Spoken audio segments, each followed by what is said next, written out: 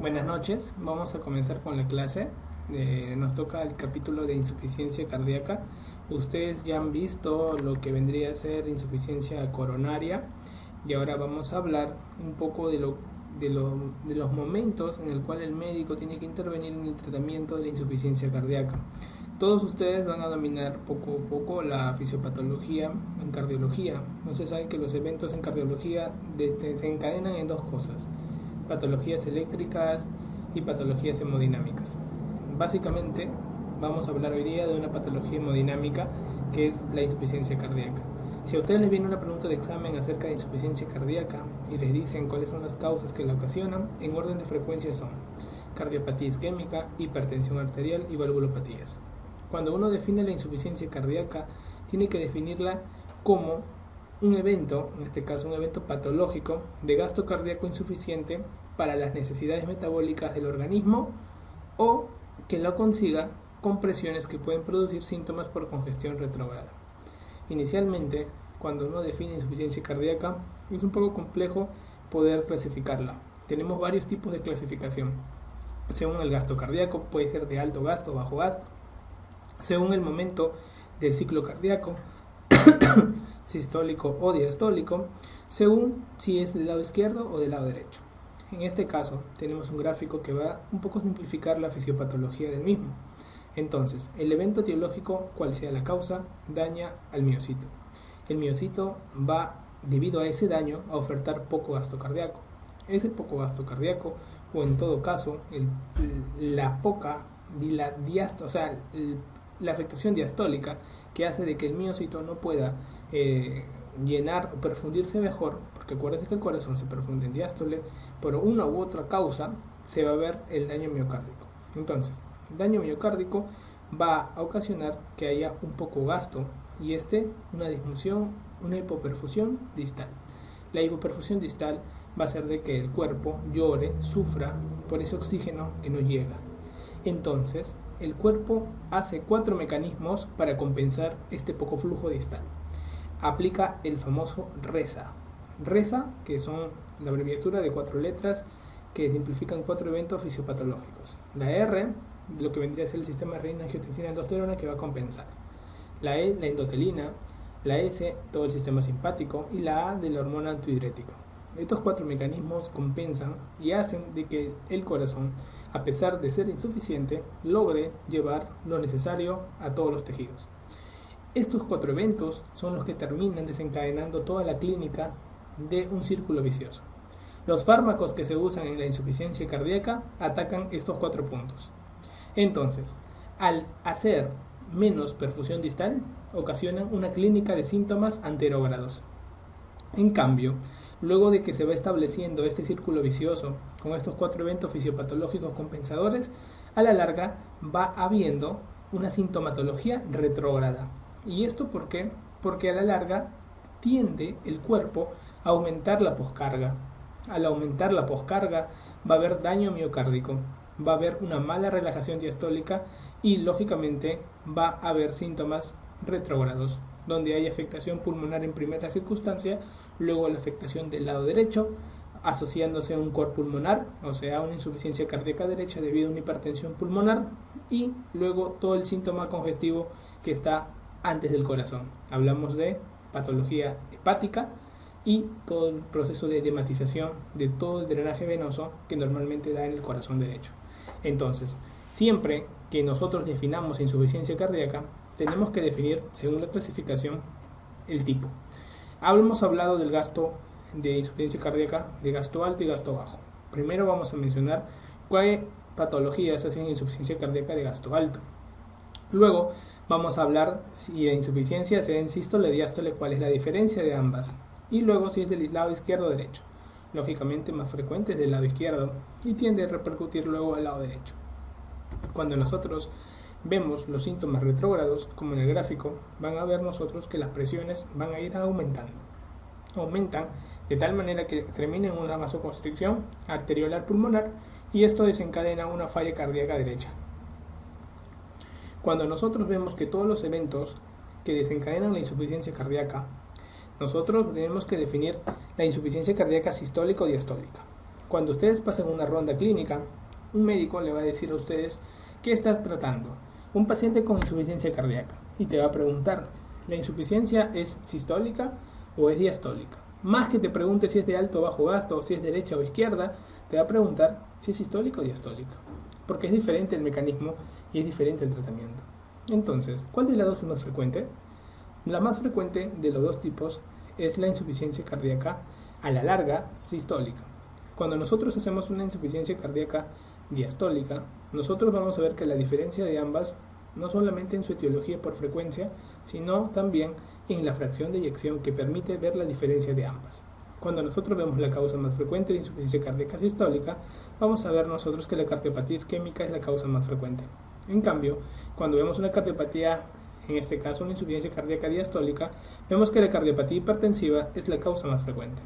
Cuando vemos la diferencia de una insuficiencia cardíaca sistólica y una diastólica, vamos a ver que la forma de diferenciarla es por la fracción de eyección.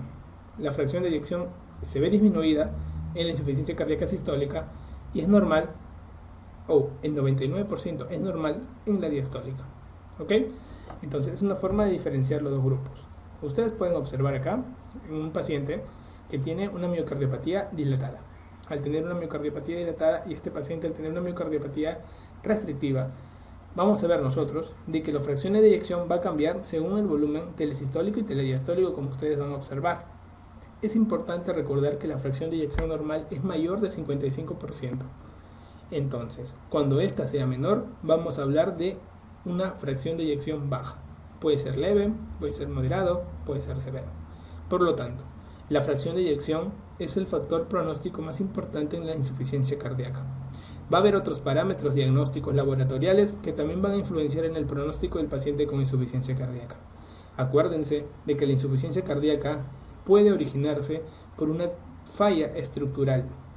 En este caso, va a, en su evolución, presentar por un tiempo, no va a presentar síntomas y luego presentará síntomas. Es la evolución de la falla cardíaca. Clínicamente se va a presentar como grados de insuficiencia cardíaca. Recuerden algo muy importante. Cuando ustedes estén con una fracción de eyección baja, es importante describir sobre todo los diámetros, en este caso del ventrículo derecho. Un diámetro normal ecográfico de lo que vendría a ser la descripción del ventrículo derecho, nosotros tenemos, ustedes saben, en ecocardiografía, tenemos diámetros del ventrículo izquierdo en general, el diámetro en diástole del ventrículo izquierdo. Tienen que ustedes saber cuáles son los parámetros, hay que aprenderse de memoria algunos casos y con el tiempo ya van a poder dominarlo, los parámetros normales de diámetro del ventrículo izquierdo. Van a observar ustedes que un parámetro normal es de 30 a 50 milímetros en general de lo que vendría a ser el diámetro del ventrículo izquierdo. Cuando está en diástole está más dilatado hasta 50 y cuando está en sístole llega hasta 30. Cambios en la dilatación de la cavidad del ventrículo izquierdo van a implicar en patologías dilatadas o en patologías restrictivas. Hablamos de patologías restrictivas cuando hay una disminución del compliance de la pared, por ejemplo una miocardiopatía hipertrófica. Cuando nosotros estamos ante gasto, insuficiencia cardíaca, clasificándola por el gasto, han caído preguntas en el ENAM. Por lo tanto, hay que tener presente cuáles son las insuficiencias cardíacas con gasto alto. Para ello te traigo una mnemotecnia que se llama Patea Fútbol, en el cual, acuérdense, la P de Payet, A de anemia, T de hipertiroidismo, E de embarazo, A de anafilaxia, F de fiebre y B de beriberi o disminución de la vitamina B1, tiamina. Si ustedes ven las claves, ¿cuál no se asociaría a una insuficiencia cardíaca con gasto alto? Lógicamente será hipotiroidismo, porque te dije hipertiroidismo. Hay una pregunta por ahí más adelante en el LAN que también te habla de cuál es la patología que no se asocia a insuficiencia cardíaca de alto gasto. Entonces tienes que acordarte de esta mnemotecnia que te va a ayudar ante este tipo de preguntas.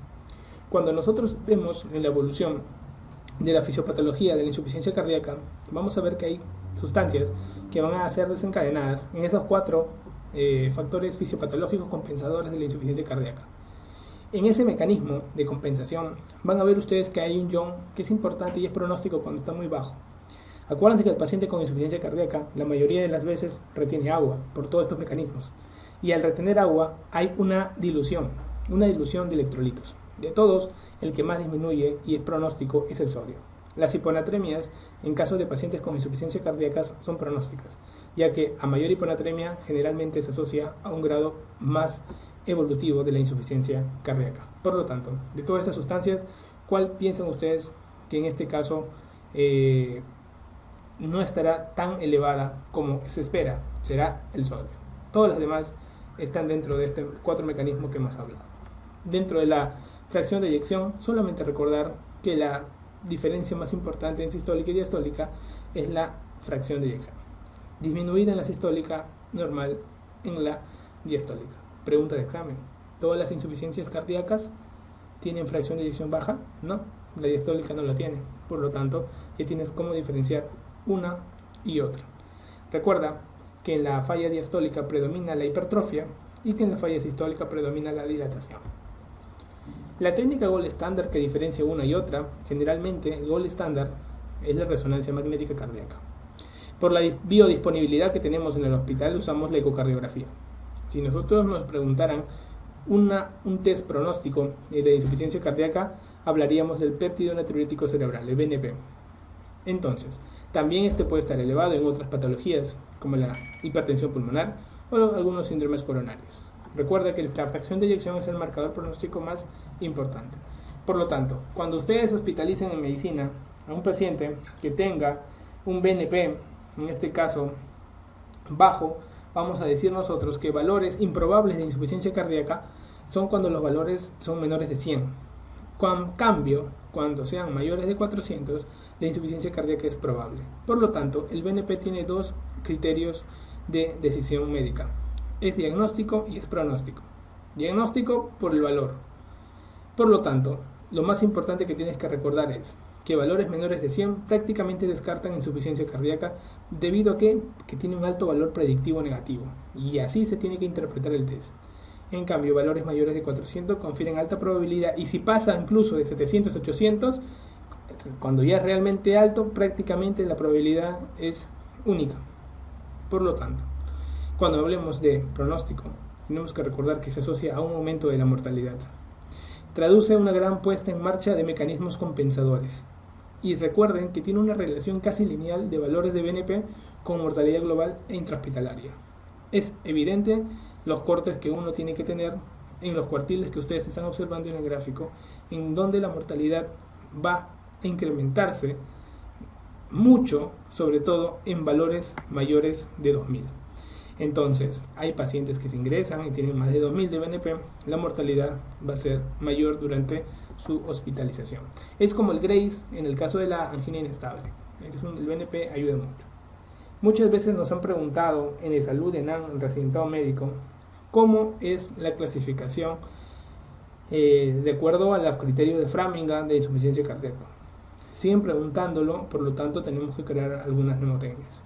Entonces, los criterios básicamente mayores, que es lo que te tengo a traer acá, son 8. Tienes que recordarlos. Te he tratado de agrupar según algunas zonas. Por ejemplo, 3 de los criterios mayores trabajan en el cuello: reflujo hepatoyugular positivo, distensión venosa yugular y una presión venosa yugular mayor de 60 centímetros de agua.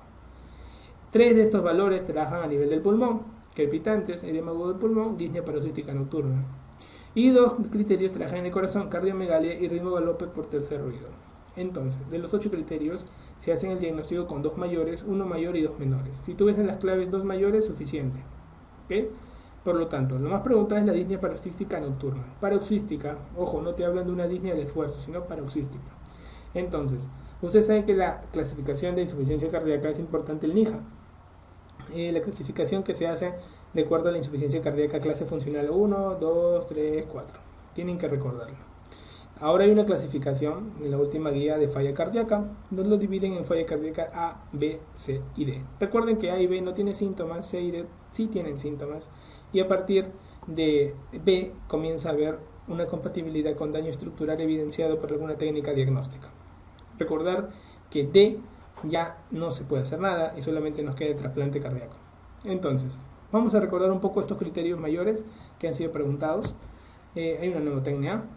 Dice que el edema galopa 16 en su reflujo. Dice, acá están los 4 primeros eventos que vamos a tener que recordar. Es importante la disnea paroxística en la letra I, D. En la I lo hemos colocado como ingurgitación yugular, para que te acuerdes un poco de la distensión venosa yugular como ingurgitación yugular. La C vamos a ver nosotros, que son la cardiomegalia. La E de estertores. Ahí tenemos dice que el edema agudo de pulmón. Galopa, vamos a acordarnos del tercer ritmo de galope. 16 de la presión venosa yugular mayor de 16 en su reflujo. En este caso, si nosotros recordamos, será el reflujo hepatoyugular. Por lo tanto, dice que el edema galopa de 16 en su reflujo son los 8 criterios mayores de Framingham para el diagnóstico de la insuficiencia cardíaca. Recuerden ustedes que para hablar del tratamiento es importante recordar que todo el tratamiento se va a basar en corregir la causa.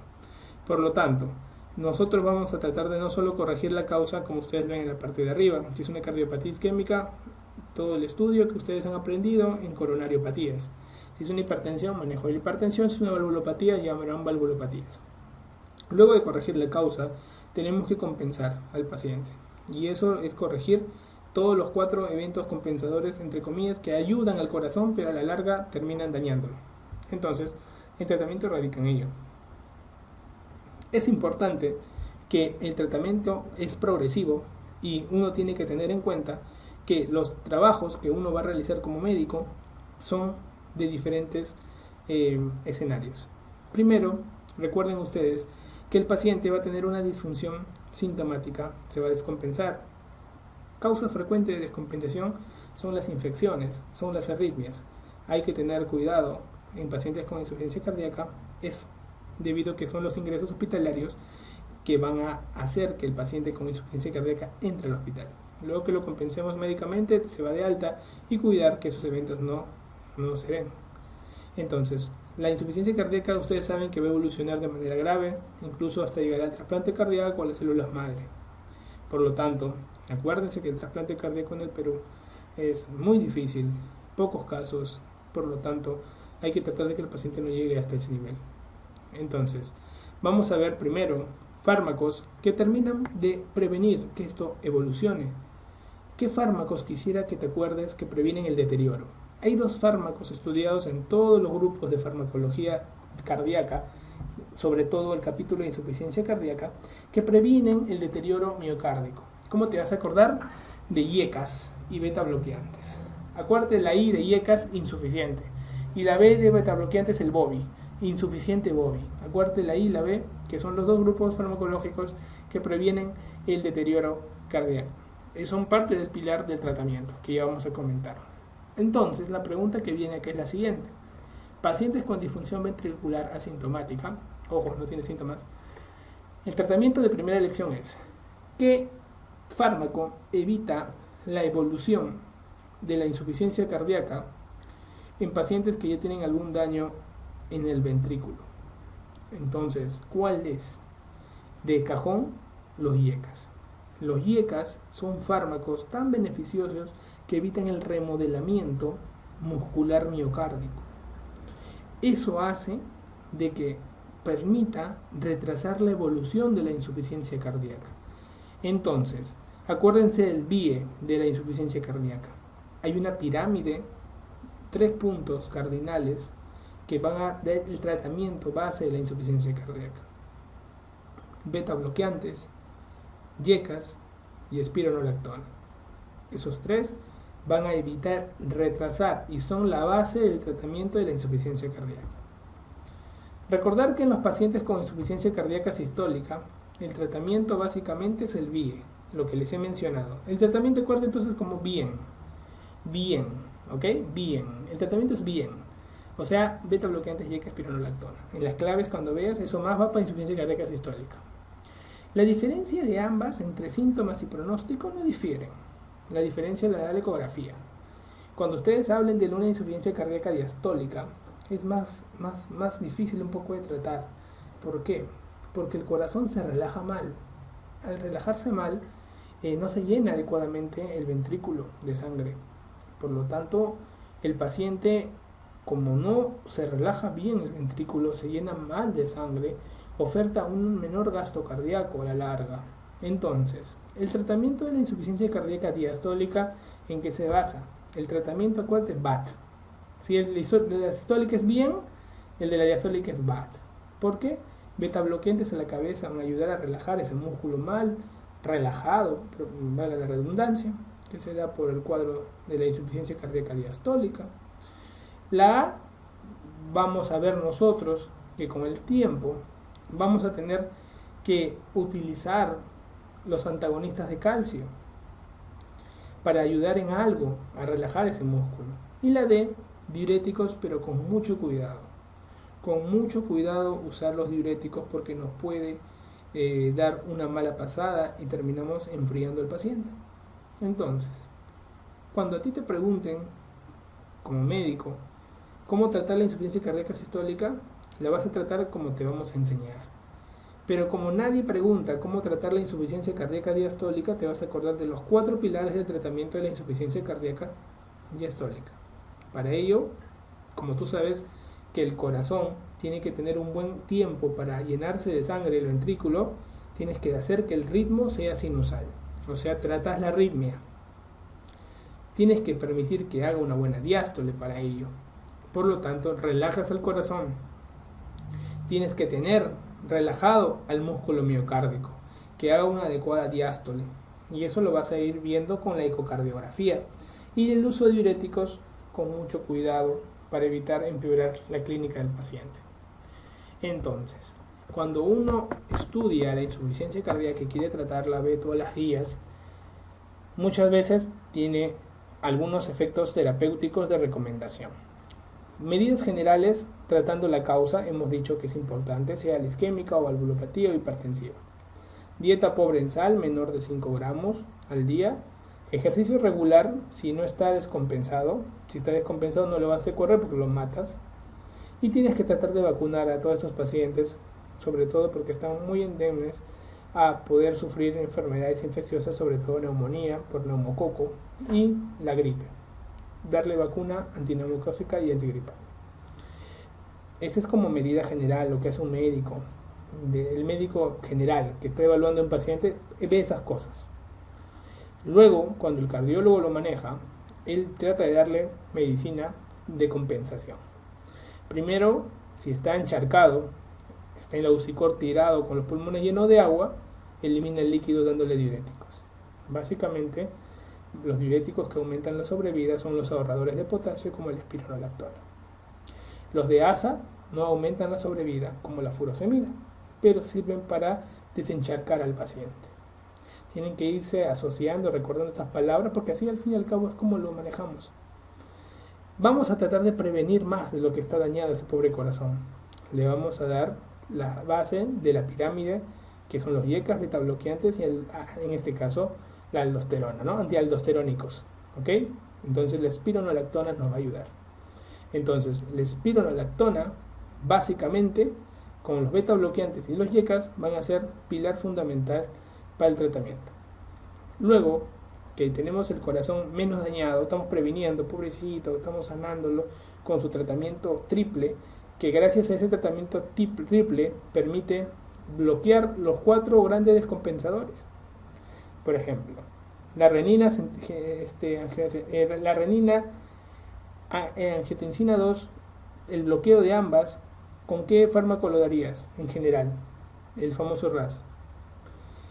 Lo vas a hacer con 2 fármacos, con los IECAs y con los antialdosterónicos. ¿Por qué? Porque el sistema renina-angiotensina-aldosterona se bloquea a ese nivel. Es el más poderoso a la larga de los crónicos y con 2 fármacos tratas de bloquearlos. Así bloqueas la R. La E de endotelina lógicamente lo vas a bloquear dándole al paciente una disminución, en este caso de la hipoperfusión, porque vas a mejorar debido al beta bloqueo todo el daño que había en el corazón, va a hacer que se relaje mejor y se contraiga mejor el corazón. La S de nivel simpático es por los beta bloqueantes.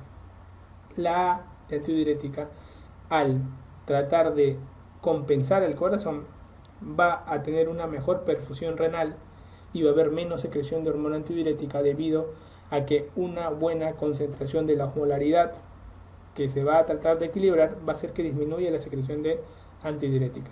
O sea, estos tres grupos farmacológicos permiten combatir el daño miocárdico que se vaya a establecer. No te olvides de ello. Y si quisiéramos, nuestro paciente está chocado en la UCI, tirado, vemos que está con presión baja. Si está muy presión baja, tú sabes que betabloqueantes no hay que dar, entonces tú no le das betabloqueante.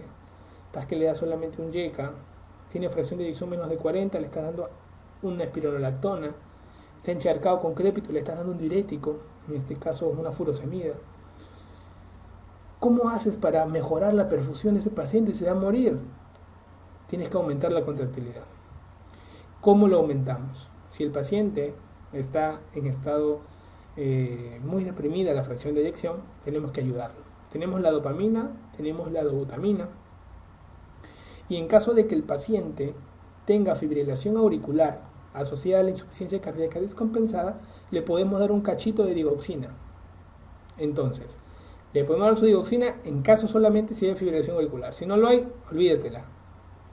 Tenemos que mejorar la presión. Tenemos dobuta y tenemos dopamina. De ideal, dobutamina. Iniciamos con dobutamina. Mejoramos la presión con dobutamina. ¿Ok? Excelente. Algunos usan dopamina dependiendo de los rangos de presión. Si el paciente tiene una presión muy baja, muy depresionada, totalmente, muy baja y depende del corazón, nos va a ayudar mucho la dobuta. Si el paciente no está tan baja la presión, pero lógicamente está haciendo una afectación generalizada, nos va a ayudar la dopamina.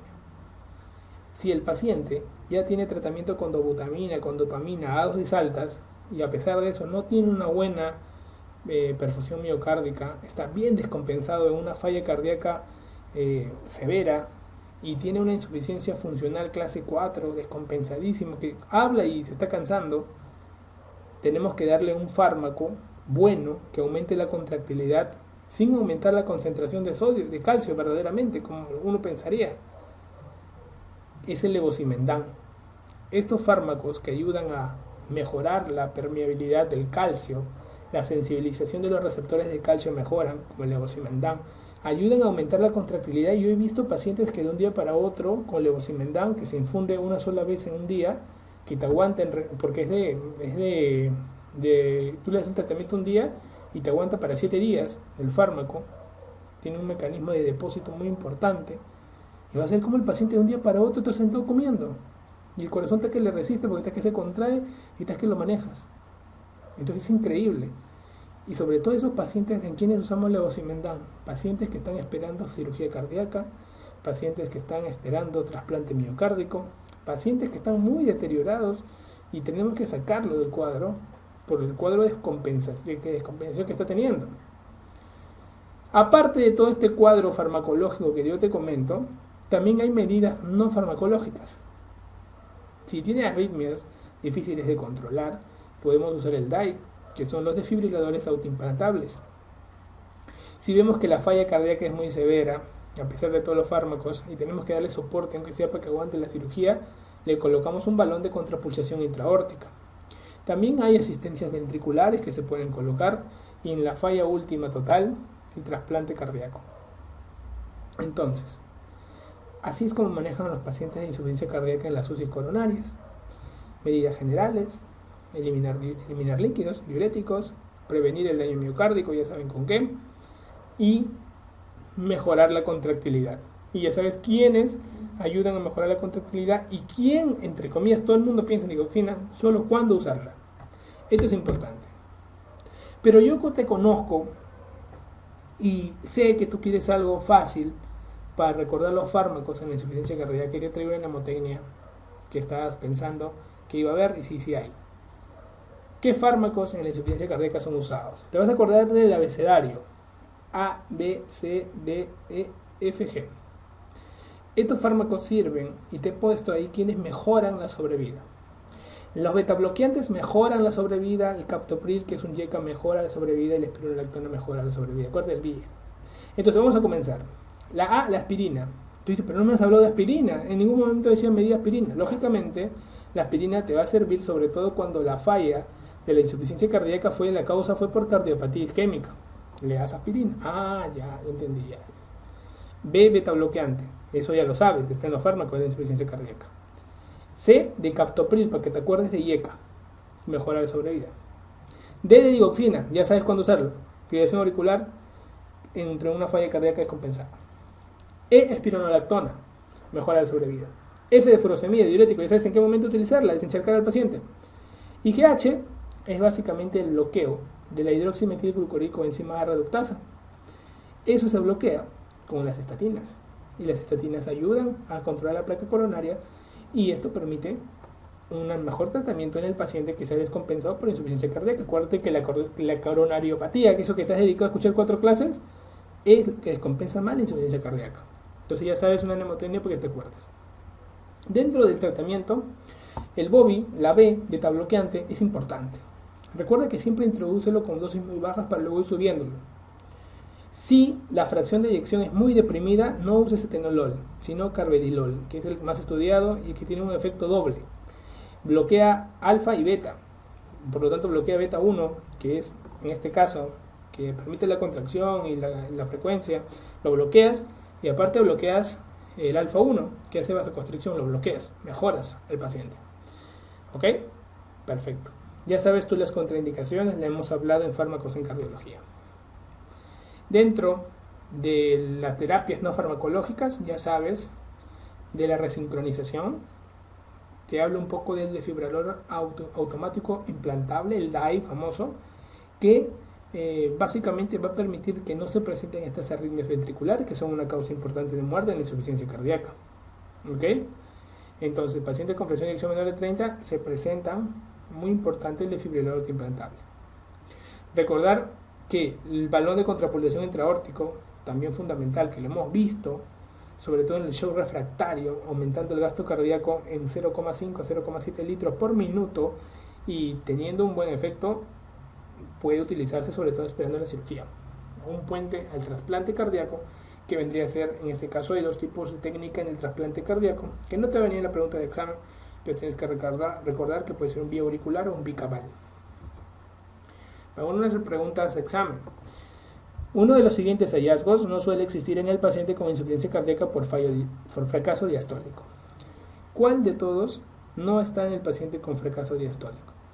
Puede haber hipertrofia del ventrículo izquierdo, dilatación de la aurícula izquierda, empeoramiento al caer en fibrilación auricular, mejoría con frecuencias cardíacas altas. Lógicamente eso no. Hemos dicho que en falla diastólica tenemos que mejorar el ritmo sinusal. ¿Cómo va a mejorar con frecuencia cardíaca alta? Eso no lo vamos a permitir. Un evento importante dentro de la hospitalización del paciente con insuficiencia cardíaca es el edema agudo de pulmón. El edema agudo de pulmón puede ser cardiogénico o no cardiogénico. Ojo ahí. Y cuando se da en las causas crónicas de insuficiencia cardíaca, debe identificarse y eliminarse esa causa. Las causas que más se van a dar que desencadenan edema agudo de pulmón son arritmias o infecciones. ¿Cuál es el tratamiento? El tratamiento se resume en la mnemotecnia Fosmin. F, de furosemida, porque es un diurético de asa que puede aliviar, descongestiona el edema de pulmón. Ustedes saben que el diurético, como la furosemida, se utiliza una ampolla cada 4 horas, según la guía, pero a veces no, cuando hay por ejemplo falla renal que no responde a nada y el paciente oligúrico, anúrico, lo podemos dar en infusión, no hay ningún problema. Nosotros podemos hacer una infusión de furosemida, de 10 ampollas de furosemida y lo dejamos a goteo y vamos viendo según el criterio médico cómo falla, cómo lo dejamos en 24 horas, 10 ampollas en infusión en 100 cc y a goteo y vamos viendo cómo responde el goteo. Eso es en caso de insuficiencia renal. En lo que es cardíaca hay que recordar que no vayamos a irnos al extremo de secarlo al paciente, entonces tenemos que regular mucho la diuresis en estos pacientes. La O de oxígeno al 100%, ya que el líquido alveolar interfiere con la difusión, hay que apoyar con el oxígeno, que debe estar sentado con las piernas colgantes para disminuir la congestión pulmonar, es correcto. La M de morfina reduce la ansiedad, la morfina, y aparte bloquea los estímulos adrenérgicos que hacen vasoconstricción y calma el dolor, por lo tanto mejora bastante. 3 miligramos de morfina van bien. La I de inotrópicos nosotros podemos utilizar dobutamina o dopamina. A veces, cuando el paciente tiene una descompensación con una fibrilación auricular, iniciamos con un endovenoso como el anatoxil el primer día, y a partir del segundo iniciamos con la digoxina 0,25 cada 24. Y en caso de que la presión arterial sistólica sea mayor de 100, porque en estos pacientes se busca que la presión no sea tan alta, sino sea baja, si es más de 100, te puede aguantar, o sea, la vasodilatación que vas a darle, el nitroprusato de sódico, en este caso, va bien. Nosotros a veces con nitroglicerina nos va bien, 2 ampollas de glicerina en 100, comenzamos el goteo a 7 cc por hora, termina yendo bien. ¿Por qué buscamos siempre dar nitroglicerina en edema agudo de pulmón cuando la presión arterial sistólica es más de 100? Porque te tiende a tirar la presión en 20 a 25%. Por lo tanto, hay que buscar usar nitroglicerina cuando la presión sistólica sea más de 100. Ahí no hay que dudar mucho. ¿Cuál de los siguientes hallazgos es poco probable en el paciente con edema agudo de pulmón? Miren, de todos los hallazgos que uno tiene en un paciente con edema agudo de pulmón, ¿cuáles creen que es poco probable? Si el paciente que respira bastante, es probable que sea hipocápnico y no, como dice acá, hipercápnico. Acuérdate que el CO2 es 24 veces más rápido que el oxígeno, y al respirar rápido, lógicamente barre su CO2 y hace en general hipocapnia, ¿ok? Por lo tanto, tienes que ver un poco cómo tiene que evolucionar tu paciente. Una de las siguientes afirmaciones sobre el edema agudo de pulmón es falsa. ¿La morfina está contraindicada? Falso, pues. Estamos diciendo que el fosmin, acuérdate la mnemotecnia. ¿Puede ser o no cardiogénico? Correcto. La digital no siempre está indicada, correcto. Lo vasodilatorio y los diuréticos son muy correcto. Suele ser necesario dar oxígeno, correcto. Un paciente de 31 años sin antecedentes de interés acude a consulta programada de cardiología por disnea de esfuerzo desde hace varios meses. En este momento, con clase NIHA 2-3, asocia ortopnea, crisis de disnea paroxística nocturna ocasionales y edematización de miembros inferiores vespertina. O sea, hay un paciente con una insuficiencia cardíaca que está evolucionando. En el electrocardiograma muestra bloqueo completo de rama izquierda con QRS ancho. La cifra de BNP es de 1215 y la radiografía de tórax se muestra en la figura, o sea, la siguiente. Señale qué cavidad cardíaca es la que presenta un crecimiento más acusado y te dicen qué cavidad. Entonces, cuando tú tengas pacientes hospitalizados con insuficiencia cardíaca descompensada, tienes que aprender a ver placas de tórax. Vamos a ver un repaso de qué nos va a permitir saber cómo identificar una insuficiencia cardíaca. Para ello, en el estudio de la radiografía de tórax, primero tienes que saber leer una placa de tórax. Esta parte es un poco de complemento al evento de saber leer placa de tórax. Una placa de tórax, para ver si está bien tomada, tiene que tener algunas condiciones. Primero, tienes que ver la penetración. Si ustedes observan, la columna no debería verse atrás del corazón, solo hasta arribita. La orientación. Todas las placas de tórax, cuando uno generalmente la evalúa, tenemos que ver nosotros de que al costado, en el lado derecho de la placa, generalmente se coloca un símbolo. De repente viene el nombre del hospital, la fecha que se tomó, pero eso nos indica que ese es el lado derecho y este es el lado izquierdo. Para eso sirve ese símbolo que se coloca en la placa. La P es de la proyección. ¿Cómo ustedes saben que una placa ha sido tomada antero-posterior o postero-anterior? ¿Quién te lo da? Te lo da las escápulas. Cuando ustedes no ven las escápulas en los campos pulmonares, se dice que ha sido tomada postero-anterior. Si ustedes ven las escápulas dentro de los campos pulmonares, fue tomado antero-posterior. Es importante observar ustedes algunos puntos importantes como en la inspiración. En la inspiración, generalmente se logran ver adelante las 6 primeras costillas y las costillas posteriores se ven hasta la 9ª. Todo el mundo mira esto como las costillas, pero en realidad estas son las costillas posteriores. Las anteriores vienen así. Acá por el dibujo no se puede ver detenidamente, pero vean una placa y siempre van a ver esta dirección que toman las costillas anteriores. Y en inspiración se ve hasta la 6ª a la 7ª.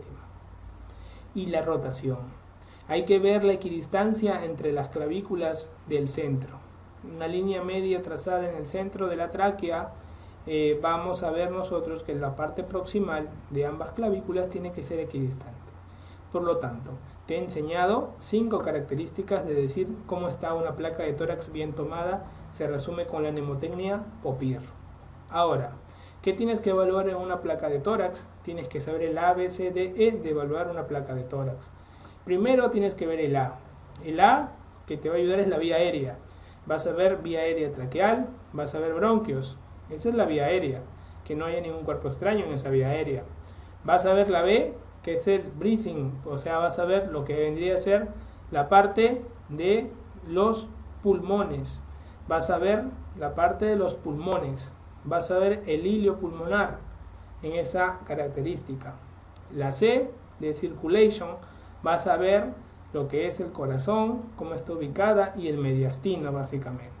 La D de diafragma, quiero que recuerdes los senos costodiafragmáticos, ver la burbuja de estómago separada de 2 o 3 milímetros del seno costodiafragmático, y quiero que evalúes también la distancia que el diafragma derecho está a 2 a 3 centímetros elevado respecto al diafragma izquierdo. Por lo tanto, diafragma, no te olvides. La E de extratorácic es básicamente todas las cosas extratorácicas. Por ejemplo, costillas, por ejemplo, vértebras, clavícula, escápulas, subcutáneo, mamas y algún tipo de artefacto que pueda haber, marcapasos, catéteres venosos centrales, que puedas ver tubo endotraqueal, que permita verte en la placa de tórax. Con este orden, ustedes pueden leer cualquier placa de tórax. Dentro del grupo, como ustedes vieron en la clase 1, yo les expliqué cuáles son las partes de los segmentos del corazón dentro de una placa del tórax. Recuérdense el API. En este lado se ve la aorta pulmonar, aurícula izquierda, y al final termina con el ventrículo izquierdo. Cuando el lado derecho, aurícula derecha y ventrículo derecho. Cuando vemos nosotros que se ocupa en una placa antero o póstero, vamos a observar que si se ocupa el lado, este espacio básicamente, es porque hay un crecimiento evidente del ventrículo izquierdo. Cuando el ventrículo izquierdo crece, tiende a hundir el ápice del corazón. En cambio, cuando el ápice está elevado, es por crecimiento del ventrículo derecho. Entonces, si nosotros volvemos un poco a la pregunta que ocupaba todo este espacio, es crecimiento del ventrículo izquierdo, que se va a dar en los pacientes con insuficiencia cardíaca. Para ello, la cardiomegalia es un síntoma frecuente radiológico. Cuando nosotros lo vemos, la cardiomegalia casi es el único que podemos ver, y una inversión del flujo pulmonar, casi todo se va para los ápices. Si ustedes aplican esto en el índice cardiotorácico, van a ver una medición de todo el diafragma y luego una medición que van a hacer de la silueta. Algunos, por ejemplo, hacen esto, ¿no? De la parte más distal de la aurícula derecha con el ventrículo miden, y acá de todo el diafragma, y dividen esto entre esto, y debe ser menor de 0.5 para decir que es un índice cardiotorácico correcto. Entonces, acá el crecimiento básicamente fue del ventrículo izquierdo. Entonces, no se olviden, esta es la foto, no se olviden de cómo interpretar una placa de tórax. La causa más frecuente de insuficiencia cardíaca es, hemos dicho, enfermedad isquémico coronaria. Uno de los siguientes datos clínicos no es característico del infarto del ventrículo derecho. ¿Cuál será? Edema agudo de pulmón. ¿Por qué? Dijimos, una pregunta repetida, que cuando falla el lado derecho, todo lo de atrás se regurgita, no lo de adelante. El pulmón está adelante, el ventrículo derecho, así que no tiene nada que ver. La patología que no produce insuficiencia cardíaca congestiva, miren una pregunta de salud. ¿Cuál no produce insuficiencia cardíaca congestiva? Por lo tanto, acuérdate, beriberi, tiroxicosis, anemia, vasculopatía pulmonar. ¿Cuál de todas? Artritis reumatoide, sobra. Y eso lo hemos mencionado en la mnemotecnia. ¿Cuál es la manifestación radiográfica más temprana de la insuficiencia cardíaca?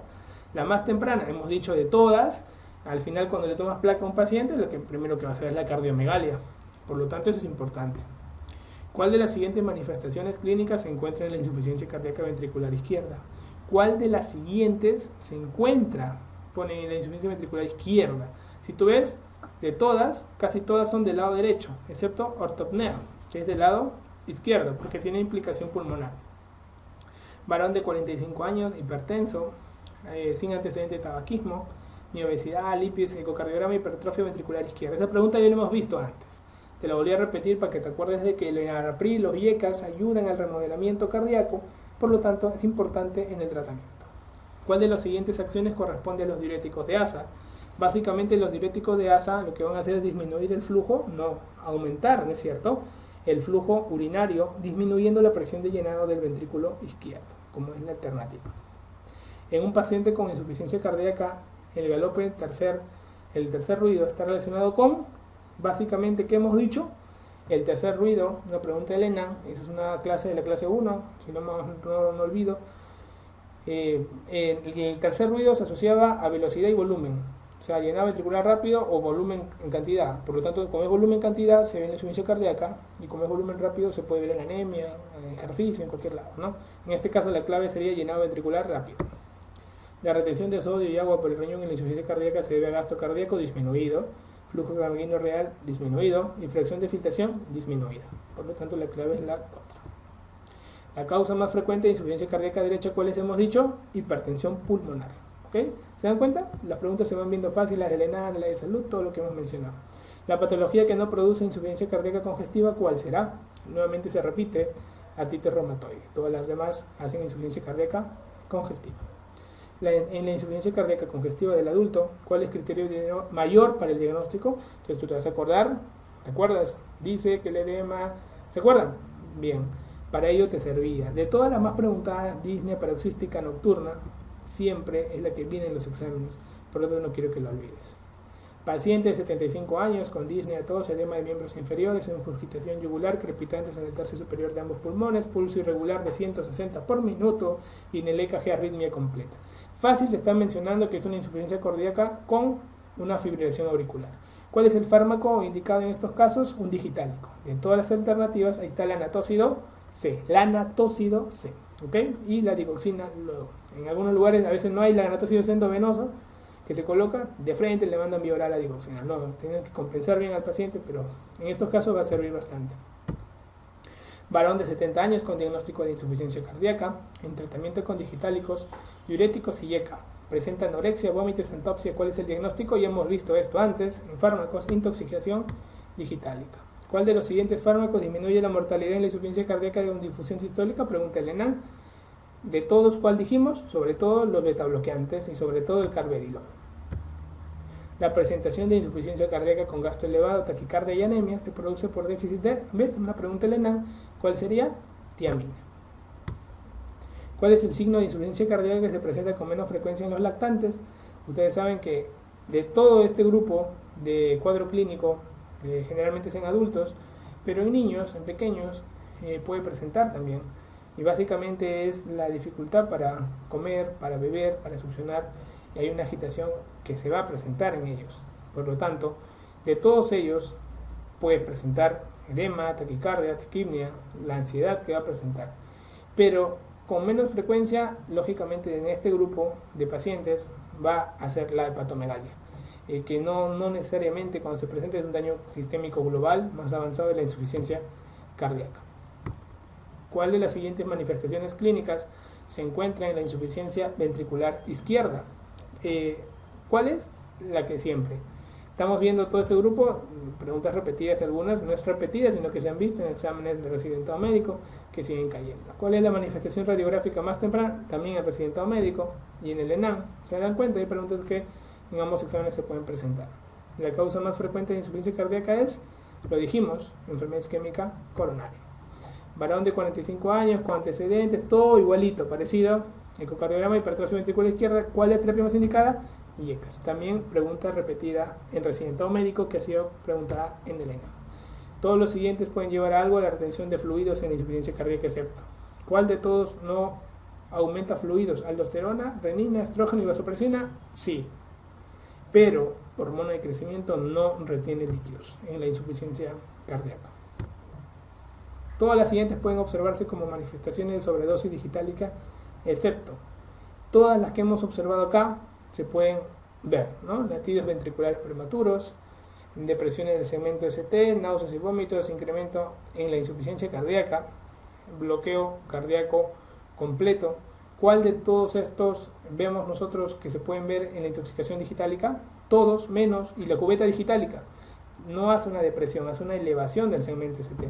Por lo tanto, esa sería la que no haría, ¿no? Hacemos una cubeta digitálica, una elevación del segmento ST. Por lo tanto, todas las demás sí se pueden presentar. ¿Cuál de los siguientes fármacos no administraría a un paciente que acude a urgencias por presentar desde 3 semanas antes de su ingreso un cuadro de disnea progresiva que en los últimos días se ha hecho de reposo y que presenta en la radiografía de tórax signos evidentes de hipertensión pulmonar postcapilar y cardiomegalia y unos gases arteriales con un PO de 55 y un CO2 de 26? Lógicamente hay una hipocapnia, hay una hipoxemia por un cuadro de descompensación miocárdica, está alterado.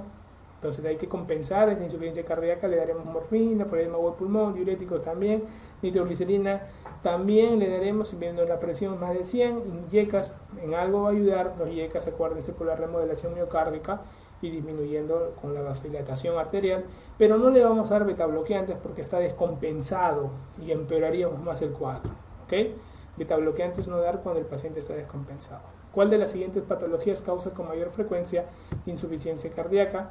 De todos estos grupos agrupados en parejas, enfermedad coronaria y hipertensión arterial son los que en general hacen mayor frecuencia de insuficiencia cardíaca sistólica y diastólica, como lo hemos observado nosotros. ¿Cuál de los siguientes parámetros no es de mal pronóstico en el paciente con insuficiencia cardíaca? Ustedes lo han visto. El péptido natriurético tipo B, en general, menor de 100, por alto valor predictivo negativo, no se asocia a insuficiencia cardíaca. Mujer de 72 años con enfermedad mitral, consulta por disnea en situación de insuficiencia cardíaca congestiva. En la radiografía de tórax, cero cardiomegalia, derrame pleural bilateral e imagen nodular a nivel del lóbulo medio. Cuando te pregunten una imagen en pulmón y el cuadro clínico te lo pinten como un paciente con un problema cardíaco, generalmente se están hablando de derrames isurales, ¿ok? No pienses en neumonía, no pienses en... Si te ponen neumonía, que te pongan el hemograma. Si te ponen atelectasia, que te pongan los gases arteriales. Embolismo pulmonar, que te pongan antecedente que está postrado. Pero que no, cuando veas que el paciente netamente la clínica es cardíaca y te ponen que hay una lesión localizada, asócialo a un derrame cisural. ¿Okay? No lo vayas al pobre paciente a darle antibiótico de amplio espectro y todo, no, nada que por si acaso. Acá todo tiene que ser registrado. ¿Cuál de los siguientes sistemas neurohormonales que están activados en pacientes con insuficiencia cardíaca no aumenta las resistencias vasculares sistémicas? De todo este grupo, nosotros vamos a recordar quién no aumenta la resistencia vascular sistémica. Renina, angiotensina, lógico. Actividad adrenérgica, lógico. Aldosterona, lógico. Tenemos péptidos natriuréticos y hormona antidiurética. Dentro del grupo que no aumenta la resistencia vascular, tendremos a los péptidos natriuréticos, ya que ellos trabajan aumentando la excreción de sodio, por lo tanto, eliminación de la sobrecarga de líquidos. Bien, muchachos, hemos llegado a la parte final de insuficiencia cardíaca, un tema muy complejo, muy visto en medicina y que creo que ustedes ahora tienen los tips para poder desenvolverse en el mismo. Ya nos estaremos viendo en las siguientes clases.